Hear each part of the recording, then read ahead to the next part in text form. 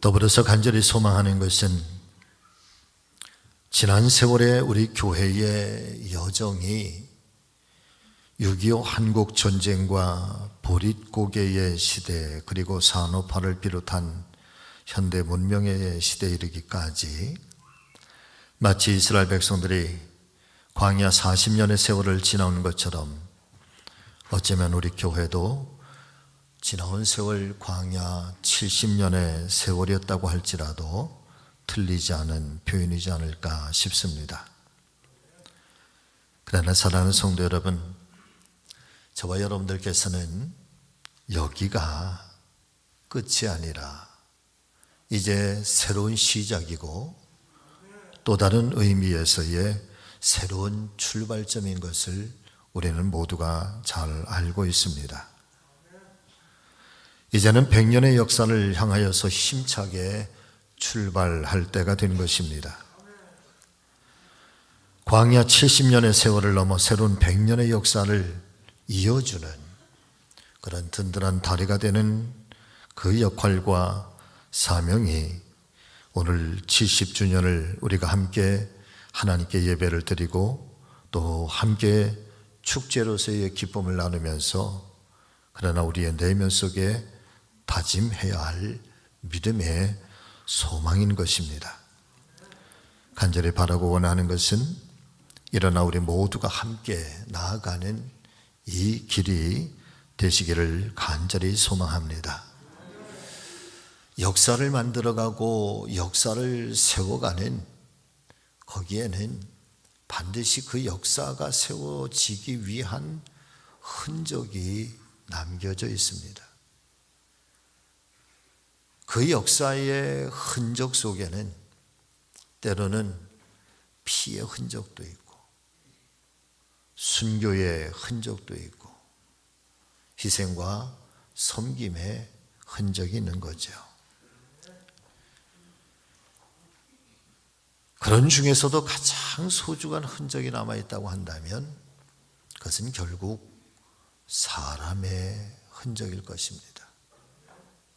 하나님의 사람들이 그 교회를 어떻게 세워왔는가, 어떻게 무릎으로 또 어떻게 피눈물로 어떻게 기도의 제단을 쌓으며 또 사명을 감당해 오면서 세워온 그런 제단인가. 어쩌면 우리 교회가 지난 70년은 바로 그분들에 의해서 오늘 여기까지 왔다고 한다면 이제 100년을 향해서 나아가는 우리 시대의 사명 또한 저와 여러분들이 이 제단 가운데 우리가 뿌려야 하고 또 심어야 하고 남겨야 할 우리의 사명의 몫인 것이죠. 그렇다고 한다면 우리가 감당해내야 할 역할과 사명이라고 한다면 힘들다 피하지 말고 어렵다 포기하지 말고 우리 모두가 함께 합력하여 감당해냄으로써 후대에 부끄럽지 않은 믿음의 좋은 선진들이 되어 주시기를 간곡하게 부탁을 드립니다. 그리하여서 우리 교회 창립 100주년 기념 감사 예배를 드릴 때 우리 교회 후대의 성도들이 회상하기를 지금으로부터 30여 년 전 그때 우리 교회 100년의 역사 가운데 어쩌면 가장 뜨거웠던 그리고 가장 놀라운 축복의 시대였노라. 그때가 기반이 되고 그때가 원동력이 돼서 오늘의 100주년에 우리 교회를 맞이할 수 있었노라. 그렇게 고백할 수 있는 저와 여러분들이 되시기를 예수 그리스도의 이름으로 축원을 드립니다. 70주년에 왜 어떤 말씀을 드릴까? 어떤 교회가 되었으면 좋을까? 이런 교회가 되었으면 좋겠다. 이런 교회가 되었으면 좋겠다. 수도 없이 써놓고 지어보고 써놓고 지어보고 써놓고 지어보고 그러면서 마지막 최종적인 결론이 하나 있어요. 그것은 예수의 향기가 있는 교회여야 되겠다.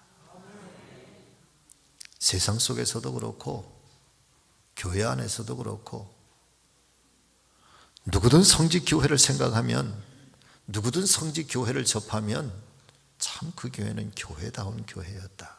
정말 예수님이 거기에 계신 것 같고, 정말 예수님이 그 교회를 너무너무 기뻐하는 그런 교회.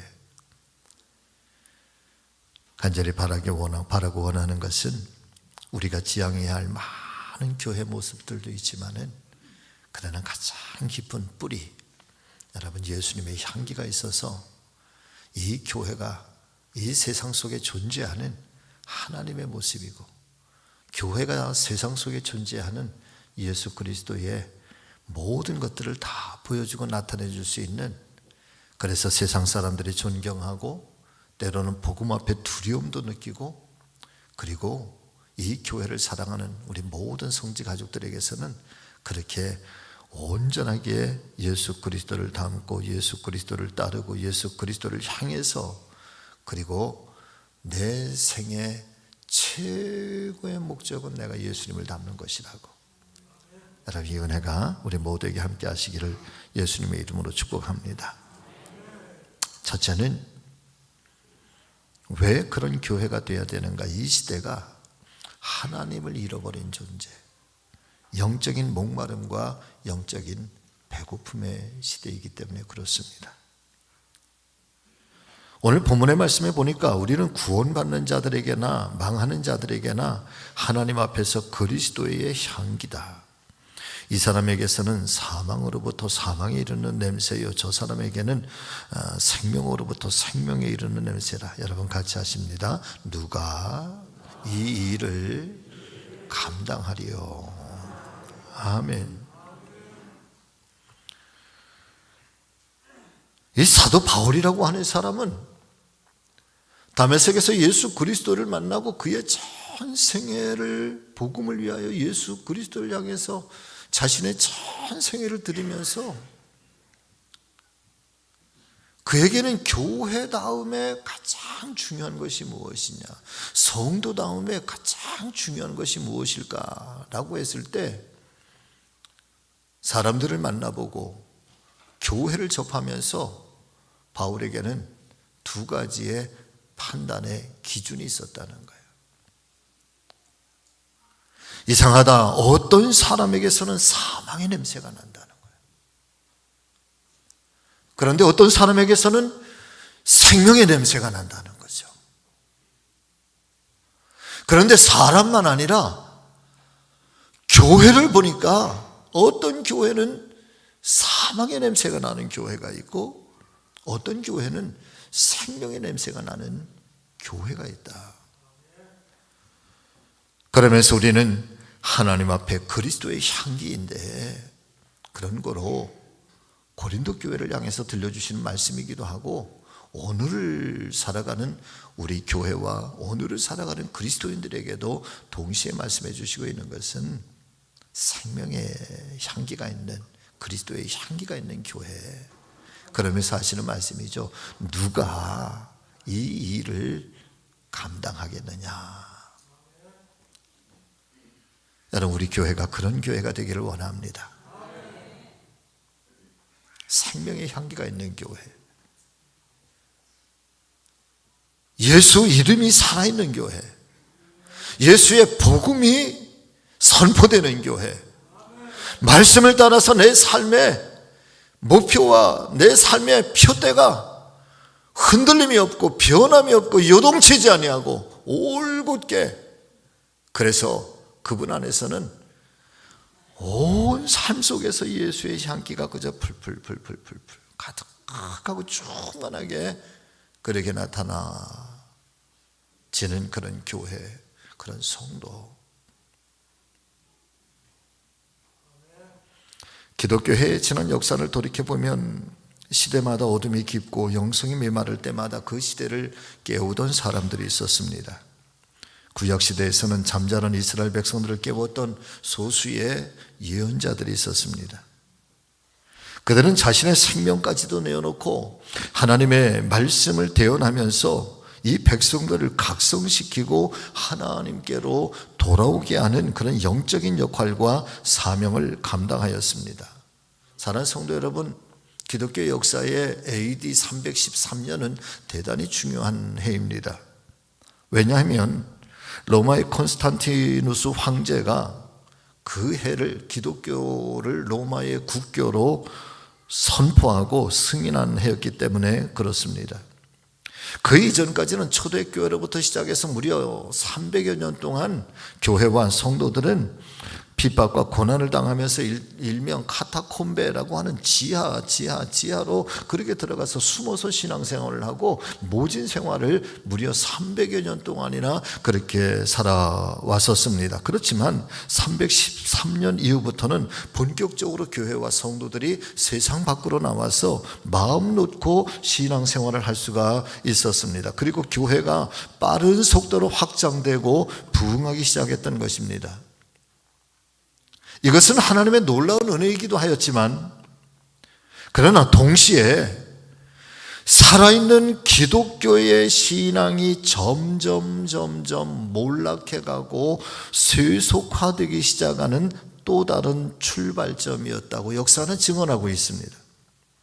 이전에는 비록 물질적으로 환경적으로는 대단히 힘들고 어려웠지만, 그러나 신앙만큼은 거룩하고 순결해서 영적으로 부유했던 교회와 성도들이었다고 한다면, 그런데 어느 순간부터 교회가 부를 축적하게 되고 교회와 성도들이 권력이라고 하는 이 달콤한 유혹에 빠지기 시작하면서 교회는 점점 타락해 갔으며 예수를 닮아가고자 하고 예수님을 따라 살려고 하는 믿음의 본질과 신앙의 순수성은 사라지기 시작했던 것입니다. 교회는 더 이상 복음을 전하는 교회가 아니었던 거죠.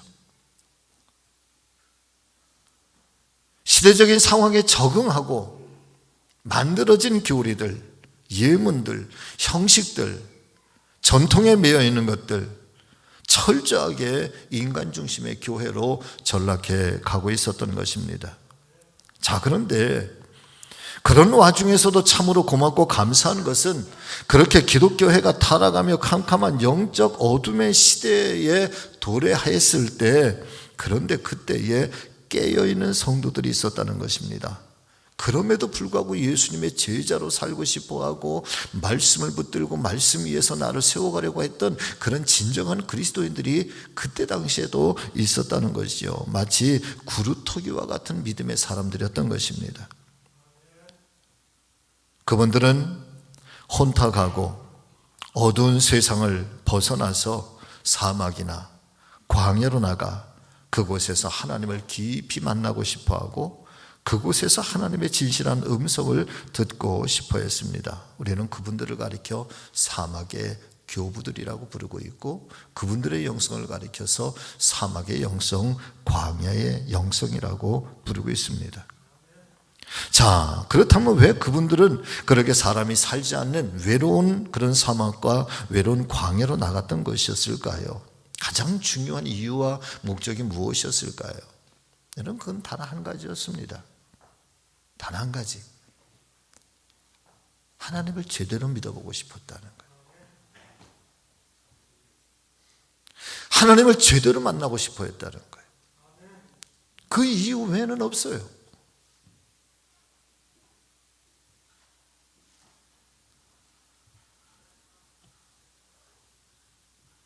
우리가 다시 하나님께로 돌아가자. 세속의 모든 것들을 다 벗어내고 순수하게 하나님을 만나자. 그리고 하나님의 말씀을 듣자. 그리고 그 하나님께서 우리에게 요청하는 것이 무엇인지 우리로 깨어있자.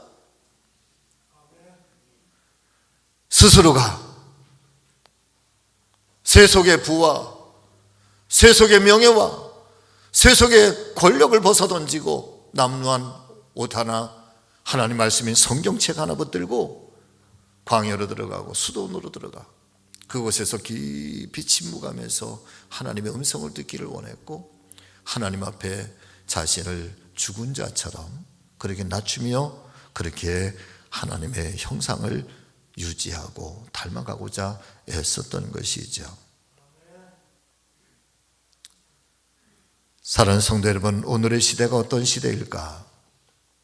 어쩌면 영적으로 혼탁한 시대, 어쩌면 세상의 수많은 사람들이 내가 살아가야 할 삶의 방향을 잃어버리고 또한 그렇게 방황하고 있습니다.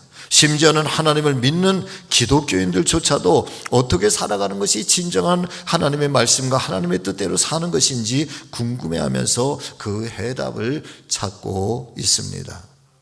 왜 그럴까요? 목마름의 시대이기 때문에 그렇습니다. 영적인 갈망의 시대이기 때문에 그렇습니다. 물질적인 목마름과 배고픔만이 아니라 세상에서는 채워지지 않은 이 영적인 배고픔과 영적인 목마름이 오늘 우리 시대에 여러분 가득하기 때문인 거죠.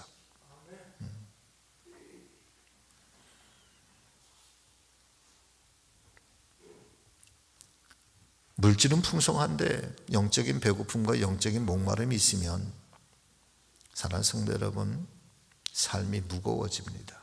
삶이 진중해지거든요. 영적인 배고픔과 영적인 갈망이 사라지는 순간부터 우리의 삶은 너무나도 가벼워지는, 깃털처럼 가벼워지는 거예요. 내가 어떻게 살아야 될 것인지, 내가 이 땅 가운데서 존재하면서 내가 무엇을 어떻게 인류를 위해서 공헌하고 어떻게 하나님의 나라를 세워가실 것인지에 대한 진지한 고민이 사라지는 거예요.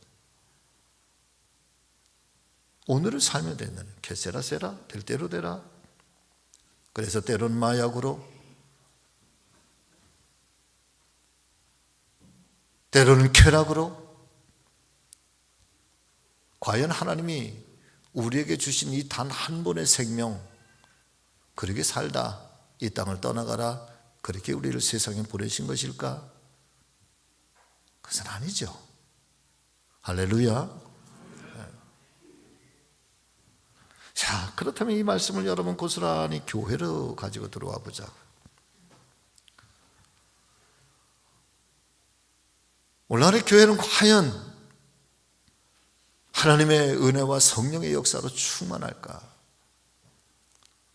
어쩌면 교회도 너무 가벼워지고 깃털처럼, 교회는 너무 세상 속에서 그렇게 마치 떠돌아다니는 그런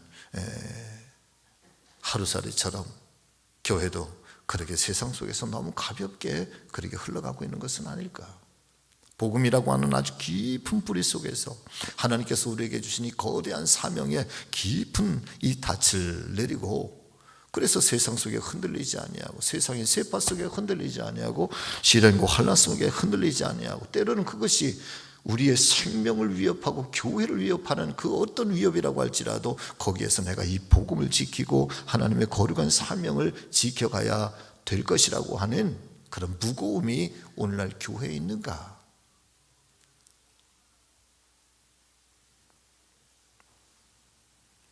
우리는 어떻게 다시 예수 그리스도 안에서 행복해질 수 있는 것일까? 이 신앙의 완전한 기쁨과 초대교회가 누렸던 이 성령의 충만한 은혜가 오늘 우리 시대에 어떻게 재현될 수 있을까?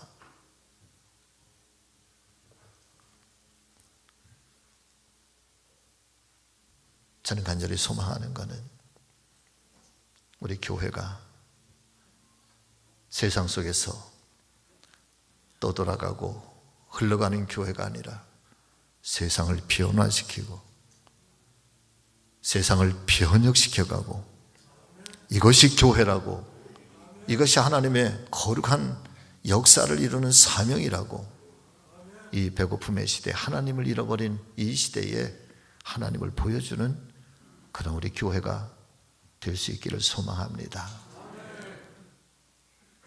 그 길을 함께 가는 거지. 두 번째, 그러면 무엇이 필요할까? 우리의 삶의 자세가 무엇이어야 될까? 여러분 같이 하십니다. 예수의 거룩한 향기가 있는 교회, 신앙과 삶의 오묘한 조화, 균형. 자, 2장 17절의 말씀 한번 같이 읽어보실까요? 자, 시작. 우리는 수많은 사람들처럼 하나님의 말씀을 혼잡하게 하지 아니하고 곧 순전함으로 하나님께 받은 것 같이 하나님 앞에서와 그리스도 안에서 말하노라. 아멘. 사랑하는 성도 여러분, 같이 하십니다. 나를 통해서 풍겨야 할 그리스도의 향기는 혼잡스러운 향기가 아니라 순전한 나디 향과 같은 향기여야 합니다. 아멘. 여기에 혼합되었다고 하는 것은 여러분 위장된 향기라는 거예요. 우리가 여러분 음식 중에서 뭘 좋아하세요? 저는 고기를 좋아해요. 그래서 식당 가서 고기를 맛있게 구워 먹고 나면은 여러분 식당에서 나올 때 좋은 식당은 주인이 뭐죠 이거? 이게 이렇게 뿌리는 거? 방향제 같은 거? 페브리치 뭐 이런 거 있잖아요. 옷에 고기 냄새 배었다고 그걸 막 이렇게 뿌려주더라고. 그리고 나서 차에 타잖아요.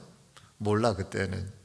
그리고 차에서 내려서 뭐 한두 시간 뒤에 이렇게 다시 그 차에 타면 이게 뭐지?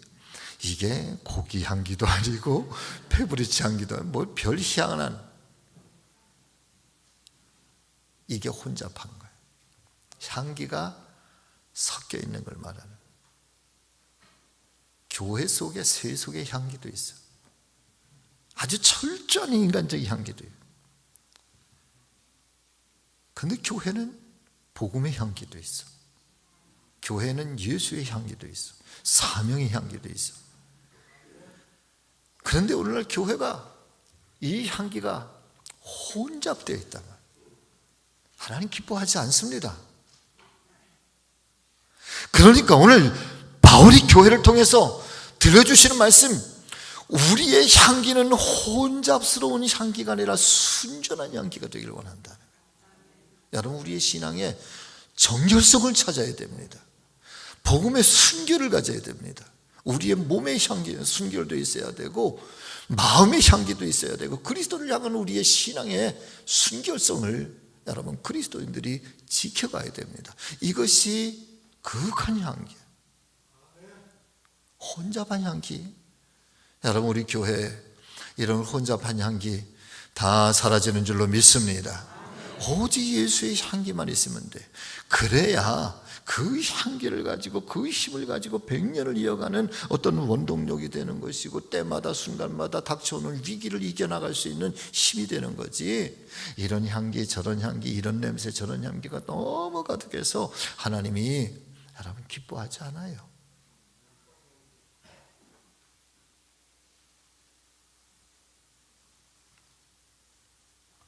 세상은 우리에게 이렇게 묻지요. 당신이 하나님의 자녀라는 증거가 어디에 있습니까? 자, 여러분 제가 여러분들에게 묻습니다. 여러분들이 하나님의 자녀라는 증거가 어디에 있습니까? 어디에 있어요? 여기에 있어요. 같이 하십니다. 제가 다니고 제가 섬기는 우리 교회를 가보세요. 가보면 아십니다. 이 교회를 보면 교인을 보는 거예요. 아멘. 다음 행사가 있어서 오늘은 말씀을 여기서 마칠게요. 여러분 우리 모두 힘들고 어려운 때도 있지만 포기하지 말고 피하지 말고 당당하게 시대와 맞서 싸우면서 우리 교회 100년의 역사를 향해서 함께 나아가는 우리 성지 가족들 되어주시기를, 예수의 향기가 살아있는 교회가 되어 함께 가꿔주시기를 예수님의 이름으로 축복합니다.